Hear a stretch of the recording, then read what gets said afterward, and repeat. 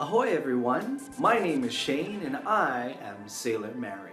I tried to come up with some really cool like artsy name or some really geeky name, and I finally settled on the plain and simple, let's draw shit. So for this episode we're going to keep it simple and I'm going to teach you how to draw one of my recognizable roses in my traditional tattoo style. Alright, so without further ado, I'm going to switch the camera over to drawing mode because, let's face it, you don't need to see my face while I'm drawing, right? Just say yeah. Alright, let's get started. So first thing you're going to do is you're going to draw the uppercase letter G. Then you're going to take the inner line connected to the bottom, take the top line and draw it in a curve down to a point, and on the left side you're going to meet that point. And then you're going to take the inner line and go down to that point there. So you can see it's like a little shell. Then on the left hand side you're going to start a petal, and it's got some scalloped edges there and meeting towards the point. And on the right hand side you're going to do a very similar shape, but you're going to go past the point. This is the bud of the rose, basically. Then from the left-hand side, you're going to draw a nice curve to where that extended point went to. And then you're going to go from that extended point back up to the right-hand side, so you can see how it makes a nice little bud. Now we're going to work on the petals. So the roses have 4 petals, sometimes 5, just a simple one. And you're going to do it in like a petal shape.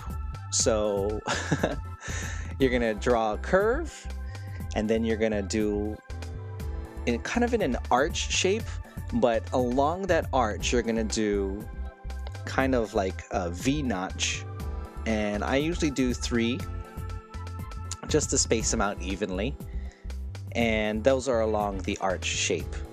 You can see how I'm drawing them, and then you just kind of do all around the rose. And to give it a little bit more depth, we add these lines in the center towards the bud. They're kind of like the wrinkles of the petals. And I usually do 3 or 4, or if it's the bottom petal, which is the closest towards you, it would just be 1 wrinkle or kind of an arch. Now moving on to the leaves, which is the fun part. We're going to do the spine of the leaf first, which is kind of like a nice curvy line. Then we're going to do the outer part of the leaf, which is kind of like a jagged zigzag line. And the leaf is in like a V shape. So once you do that, then you draw the veins of the leaf. They don't have to be perfect. They don't have to be logical. Like, you don't have to go from the point of the leaf to the spine. It just needs to look good. You can also do another simple version of the leaf, which is just a very simple V. So without the jagged lines. And the same thing, you connect them with the veins towards the spine. And so there are 2 different types of ways that you can do the leaves, 2 simple ways. And then you go around the rose and you just fill in with leaves. Now, I try to keep the number of leaves at an odd number, and that's just because of Japanese Zen style. You don't want to have it to be an even number because it can be divided, and it's just a superstitious thing, and that's just how I started doing it. And to me, just an odd number of leaves looks more harmonious because I just love asymmetrical things. So you just kind of distribute them around, balance them out.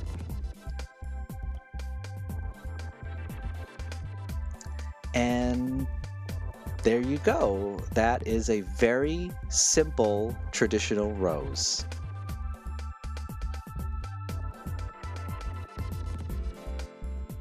So that's gonna do it for this episode. I hope you had fun. I hope you learned how to draw. If not, then just hit the stop button, refresh your browser, and then start all over from the beginning because I kept it as simple as possible.